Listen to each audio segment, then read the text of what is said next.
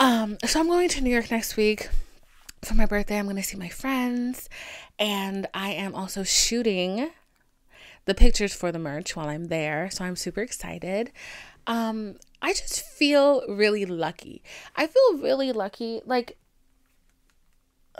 feel really lucky because I've gotten to a point where things come and things go, and I am able to remind myself that nothing is forever, nothing bad is forever, and nothing good is forever. So the good things, I'm able to enjoy them more, and the bad things, I'm able to be like, arrivederci, bitch. And I'm able to move on with my life. And like this week was really one of the weeks where like I looked at this week and I was like, wow, this was a good week. This was a great week. And I went to dinner with my friend, and like she was asking me for advice, and it was also so nice because that conversation with her really showed me that like people notice my work. They notice that I take the time to create this set, to get on camera and edit, and to do my hair, and I take the time and I put my heart and my soul into this thing. And that means so much to me because like I've had so many failures before where I put a lot of time and effort into it, but something went wrong because at some point I got lazy and I didn't pay myself the attention that I deserved, and I let myself down. I've let myself down so many different times, and I've always felt like it's been noticeable. And like, I jump from thing to thing because I had to give up and I had to move on.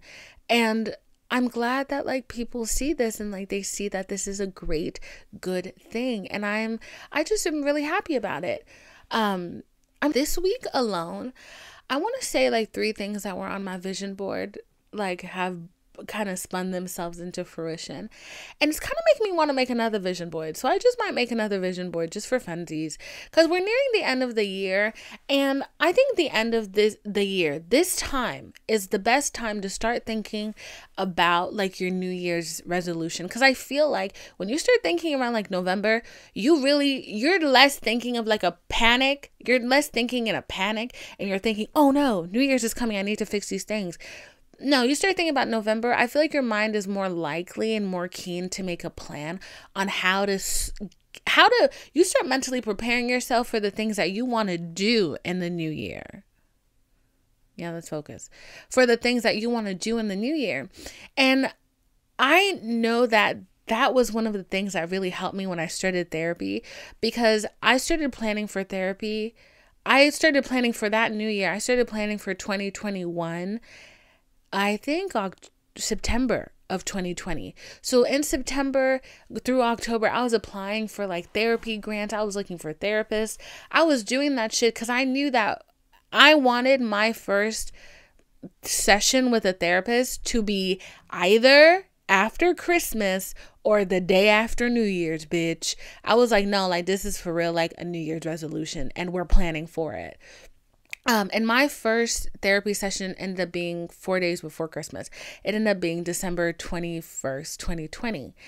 And I think that had such a big impact. And as I went, to 2020 and then 2021, I made my vision board where nothing came true. Nothing came true. And, I'm sad about that. I was really sad. I thought I was going to be in love and stuff. No, I thought a lot of stuff was going to happen that didn't happen, and I was a little sad. But now I'm a little thankful for it, because who knows? Maybe I would not have known what to do with the millions of dollars that I was trying to manifest in 2021. So, I want you guys to start thinking about what you want to do for the new year, because it's just a good time to like refresh and kind of renew hope in yourself, and to give yourself permission to dream. And you got to start now. You got to start now. You got to start thinking about the things that you want now, so you can start planning, so that you have like an action that you can actually take in the new year. And it's not you thinking about it. It's more of like okay, I bought the shoes, I ordered them. New Year's came and the shoes arrived, and you get to step into them in New Year. So I did not realize that throughout 2020, throughout 2021, all of these things that I was working on in myself, all of the boundaries I was trying to build, that what I was doing was really trying to heal my feminine. I was really trying to heal my feminine energy. And I think I had the misconception for a hot minute that your feminine energy was looking super feminine, like being like, wow, I wear pink and I love pink and I wear makeup and my hair is like super pretty. But oh my God, you don't realize until you are in your feminine, until you are in your divine feminine, you don't realize how much pain you were in, how much effort and work, and just you were tired before. And sometimes I look at myself and I'm like, oh my God, I wish I could go back in time and just tell myself all of the things that I know now, that I do now, just to heal that version of me. I could have been so happy. I could have gotten so much more done. But a part of being in your divine feminine energy is forgiving myself for not knowing the things that I know now. It's having grace with who I was, who I am, and who I'm going to be. So today we're going to talk about that, because I feel like at the end of the day, that is really what we're trying to reach. We're trying to reach a part of ourselves where we're trying to reach a point where we feel okay, where we walk into a room and we don't get a cold shiver going down our backs because we're feeling anxious. We want to feel at home in our skin and in our bodies. And that is how I feel now. And I want nothing more than for everybody to fucking feel that way. Because, oh my God, is it tiring to be anxious, to be scared, to be, to not feel at home in your own skin? Like you feel like you got to take that shit off and hang it out to dry. So I wrote down I didn't write down, girl. I went on Pinterest and I pulled up some, quotes. Not quotes, sorry. And I pulled up some bullet points, okay? So, and it's funny because I see myself in so many of these bullet points, okay? And, so what does it look like when you are in your wounded feminine? A place where I truly lived in for a long time. So your wounded feminine is looking for external validation. Yes, we have heard that one, haven't we? Being insecure, being manipulative, being stuck in victimhood, excessively attached, desperate for love, sacrificing self, oversharing emotions, and has no boundaries. Listen, I know we could look at me with my little podcast and be like, this bitch is oversharing. I'm really not oversharing. Y'all don't know shit about my life, okay? And I can't say that before, if I had done this podcast then, that would have been the case. No, I'm not oversharing. I share the parts of myself that I want to share. But you think about how oversharing and so many of these things, they go like this. They are besties, okay? And oversharing, desperation, looking for external validation. You talk too much. You talk too damn much because you are hoping that okay. Here's how it goes, okay? You open your mouth. You start talking. You talking to a cute boy or somebody, okay? You want him to like you. You want him because if he likes you, because you think he's cute, if he likes you, that means you have some kind of importance. It means that you matter. It means that he has an opinion of you that is good. So therefore, everybody else's opinion of you is going to match that. You're looking to boost yourself up in that moment. You're looking for a fucking hit of confidence, wanting that person to think you're cute. There's nothing wrong with wanting mutual attraction. But when it becomes desperation, when it becomes your insecurities are out there, when you're seeking validation, you start talking too damn much because you're trying to appeal to a part of them so that they can give you that validation, so they can be like, oh yeah, I relate to her, this is a good conversation, I relate to you. So you start oversharing. You start telling them what you had for breakfast, or some deep, intimate detail. You start trauma dumping because you want sympathy. You want them to feel for you. And then what are we stepping into there? Oh my God, victimhood. All of these things really are tied together.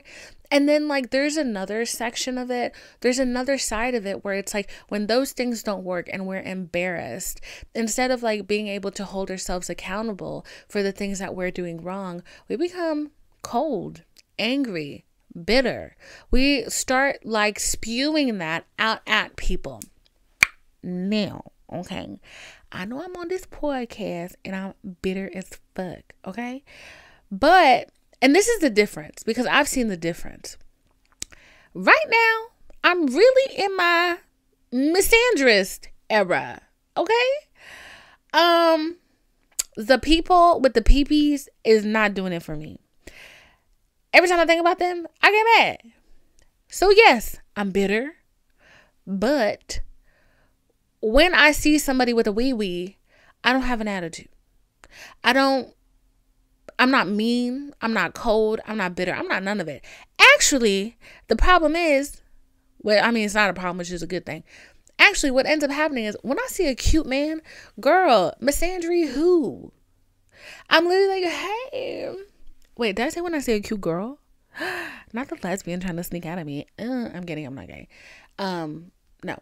When I see a cute guy and it's somebody that I'd like to know, you know, it's somebody I'd like to do a little flirtation nation with, my brain doesn't get mad. I don't get bitter. The words that come out of my mouth they're not like viper strikes, you know, they're not mean. And I used to have this thing where I would see a guy I like and immediately I'm mean to him. Mean as fuck. I hate him. And the reason why is because in my head, they already didn't like me. So why the fuck do I have to give you any kind of chance to talk to me? You're just like every other MEN that has ever existed. So why should I give you any type of chance? The thing that I have learned and have kind of made myself believe is that not all MENs are the same, allegedly. Some of them are kind, and some of them are loving, and some of them are sweet, and some of them were raised by humans and not animals. Okay? So, knowing that, even though my most recent, which I'm finna tell y'all about, bitch, my most recent experience with a man was horrid, I don't take that aggression out with everybody that is a wee-wee holder that I see. That's the thing I think being in your healthy feminine does. You have an understanding, but you don't let that control you. You don't let that take over your emotion. You don't let that define who you are, how you treat other people, and most importantly, how you treat yourself. When I was in my wounded feminine, I would, like, every man is not it, okay? Like, I really had that energy, and like people would point it out to me, which was like really embarrassing. I ain't gonna lie to you. I would have men point it out to me. They'd be like, you are so bitter and you are so angry. And I knew they were right, but I'd be like, who the hell are you to say that? You can't just tell me I'm bitter just because I'm bitter. You can't do that.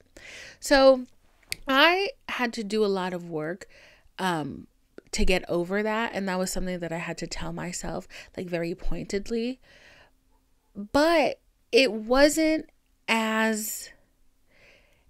something that I had to pay a lot of attention to once I started working on Divine.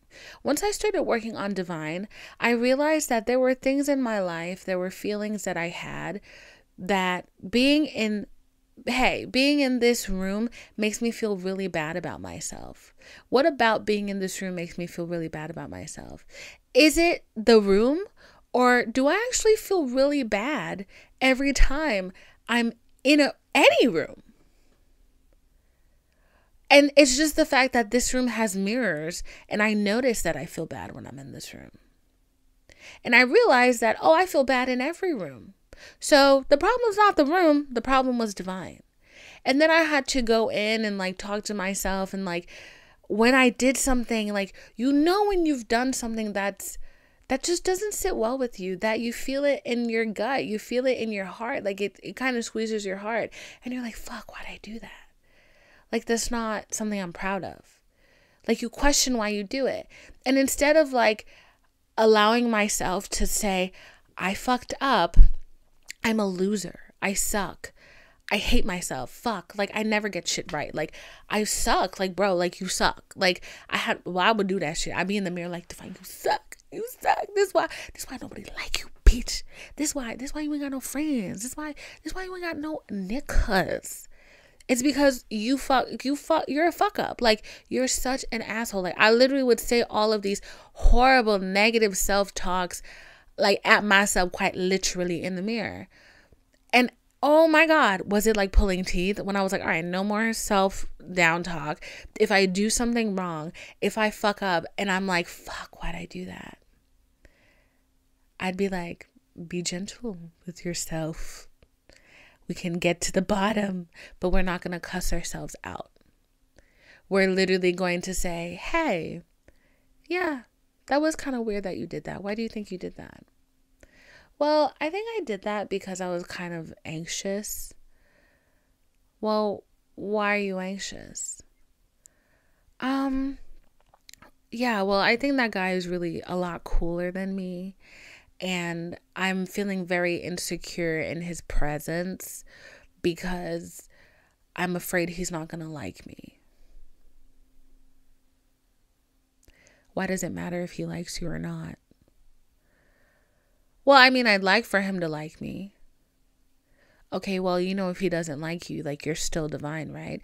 Nothing's changed between who you are now, who you will be, and who you were if he likes you or if he doesn't like you. You know that, right? Okay, yeah, but I would like him to like me. Like, like, he's super cute. And, like, and if he likes me, like, I'm gonna be the baddest bitch in the room because, like, this man like me, And it's like, why don't you like yourself more? Do you like yourself more than he would be able to like you? And then, you start going down like a fucking rabbit hole of like questioning yourself. And then when you get to the bottom of it, you realize that your argument has no footing. That your feelings about yourself have no fucking footing. That it's just you being unreasonably unkind to yourself. Like, at the end of the day, a lot of the shit that we're saying to ourselves is really for no reason. You're not that dumb. You're not that stupid. You're not that ugly. You're not a lot of things that you think you are. You are so many more good things than you think you are bad. And when you start saying bad shit to yourself, if you really take a minute and start dissecting the bad shit you're saying about yourself, you realize, like, that argument has no weight. Like, it has no weight. Like, all of the time, like, the thing that I would, like, always tell myself is, like, nobody will ever love you. Nobody will ever love you. Like, men, that's why men don't like you. That's why you don't have a boyfriend. You're 27? You're about to be 27 and you don't have a boyfriend or a bitch? What the fuck is wrong with you? Like, are you okay? Let me answer that. No, you're not. Because you're 27 and nobody likes you, bitch. I literally have to be like, okay, you're 27. You're single. As a Pringle. How many people do you know right now going through divorce? Oh, yeah. That's a lot. Okay. Yeah, that guy that asked you out like 2 days ago, did you even like him? No? Oh, okay. Well, if you're really concerned about being single, why don't you go out with him? Oh, you're not going to go out with him? Why? I thought you were super concerned about being single. Oh, because he smells like Pop-Tarts? Well, you're 27 and you're single. And, like, apparently it's the end of the world. So why don't you go out with him? Shut up. Why would I do that? So, like, these are the things that I swear to God, I'm constantly having this conversation with myself. Literally all of the time I'm talking to myself. Like really beating out 26 years worth of negative self-talk, of harming my inner being and my outer and my physical being. It is 26 years of reversing the worst kinds of behaviors that I have put on myself. It is me being just being so unkind to me. And these are insecure. And, like, this is the thing, like, when people